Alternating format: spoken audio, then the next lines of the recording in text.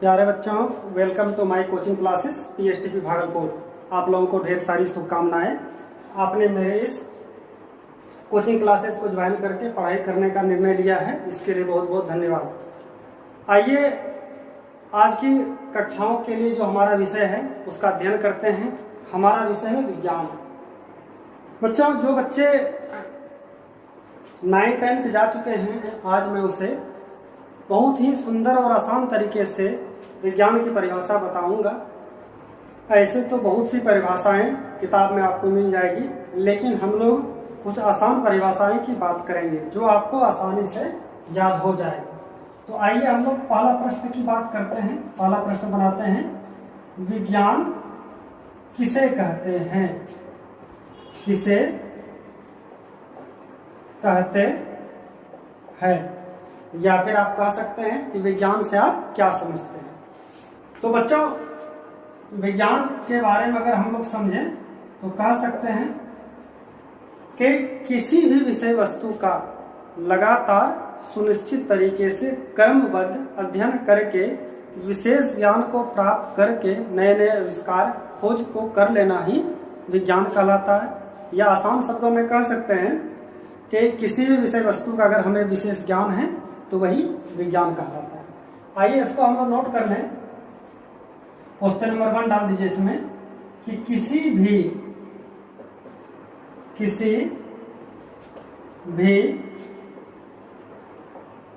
विषय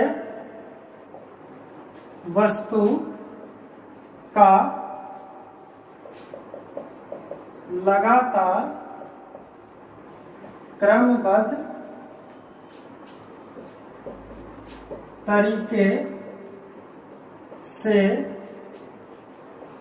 अध्ययन करके विशेष ज्ञान को प्राप्त करके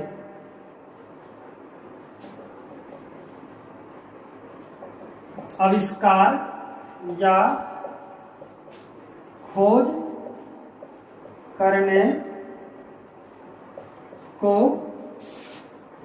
ही विज्ञान कहते हैं।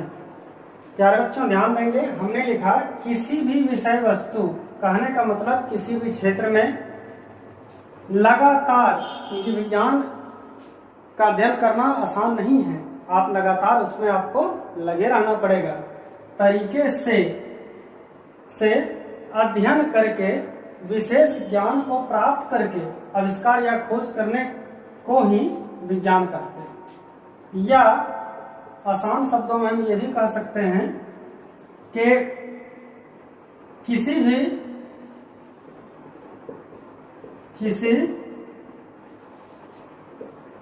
भी विषय का विशेष ज्ञान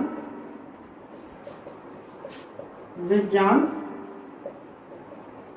कहलाता है। इस प्रकार से हम लोग विज्ञान की परिभाषा को समझ गए। अब हम लोग विज्ञान की मुख्य शाखाओं पर परिचर्चा करेंगे। बच्चों, इस प्रकार से हम दूसरा नंबर प्रश्न बनाते हैं कि विज्ञान को मुख्यतः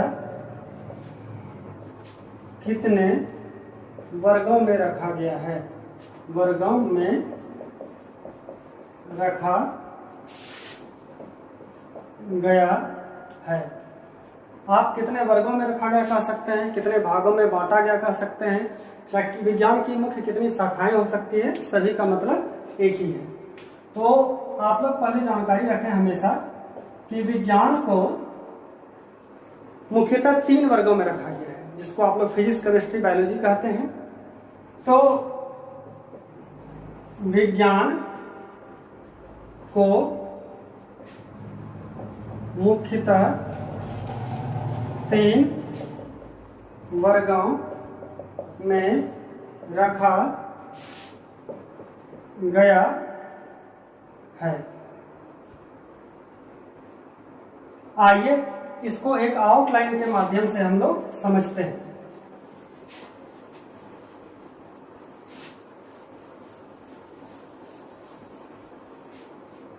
जैसे पहले आप विज्ञान ऊपर में लिख लें, विज्ञान,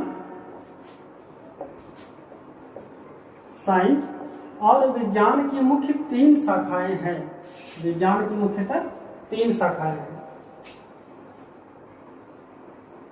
पहला जो कह सकते हैं हम लोग वो है भौतिक विज्ञान। भौतिक विज्ञान इंग्लिश में इसे फिजिक्स कहते हैं। दूसरे नंबर पे हमारा है रसायन विज्ञान। रसायन विज्ञान जिसको केमिस्ट्री कहते हैं। और तीसरा हमारा है जीव विज्ञान। जीव विज्ञान जिसको हम लोग बायोलॉजी के नाम से जानते हैं। बच्चों, विज्ञान को देखा जाए तो इन्हीं मुख्य 3 शाखाओं में बांटा गया है।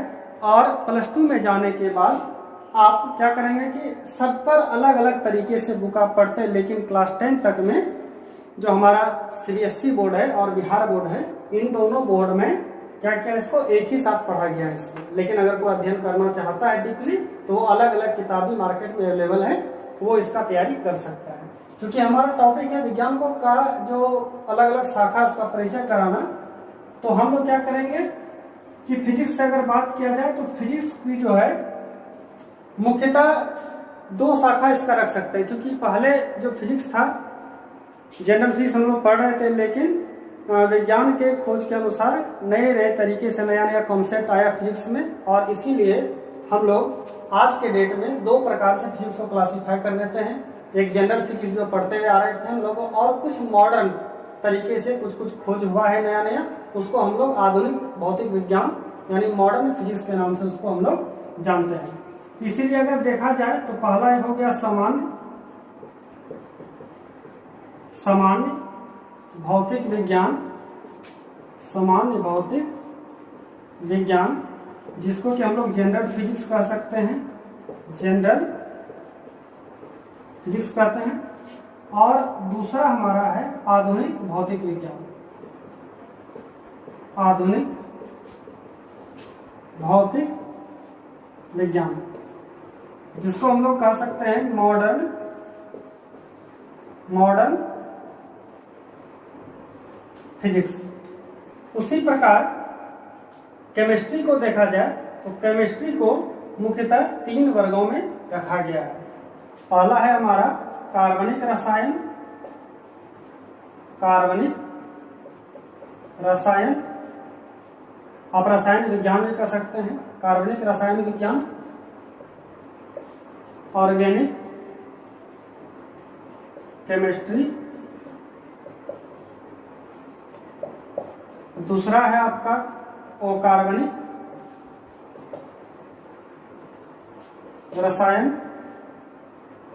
विज्ञान जिसको इनऑर्गेनिक केमिस्ट्री कहते हैं। इनऑर्गेनिक केमिस्ट्री कहते हैं। और तीसरा हमारा है भौतिक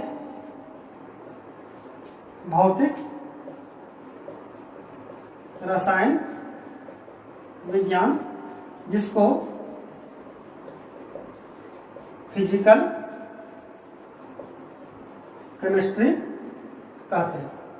इस प्रकार से हम लोग क्या किए कि फिजिक्स का 2 भाग और केमिस्ट्री का 3 भाग मुख्य भाग होते हैं, और इसके अलावा भी अलग अलग फिर केमिस्ट्री के फिजिक्स के और बहुत सारा स्कोप है, उसमें अलग अलग टॉपिक का अध्ययन करते हैं। फिलहाल हम लोग अंडर 10th के लिए इतना जानना काफी है हम लोग के लिए। और उसी तरह से जीव विज्ञान की भी मुख्यतः 2 शाखाएं हैं। यहाँ पर जगह नहीं है, इसलिए आप क्या करेंगे, यहाँ एरो मार्क के जो यहाँ हमको नोट करना है वो मैं यहाँ नोट कर देता हूँ कि विज्ञान की जो 3 शाखाएं हैं मुख्य रूप से, उसमें से जो पहली शाखा है उसको हम लोग कहते हैं वनस्पति विज्ञान। वनस्पति विज्ञान इंग्लिश में इसको हम लोग बॉटनी कहते हैं, या आप इसको पादप विज्ञान भी कह सकते हैं, यानी प्लांट साइंस, प्लांट साइंस। और दूसरा हमारा है जंतु विज्ञान, जंतु विज्ञान, जिसको हम लोग कहते हैं एनिमल साइंस, सॉरी जूलॉजी, या दूसरा नाम फिर इसका है हम लोग प्राणी विज्ञान भी कहते हैं इसको, प्राणी विज्ञान अर्थात एनिमल साइंस, एनिमल साइंस। तो प्यारे बच्चों, इस प्रकार से हम लोग क्या किए कि विज्ञान की इतनी सारी शाखाओं के बारे में हम लोग जानकारी प्राप्त किए। आप हमारे साथ बने रहेंगे अगले वीडियो के लिए और मेहनत कीजिए। आप लोगों को बहुत बहुत धन्यवाद।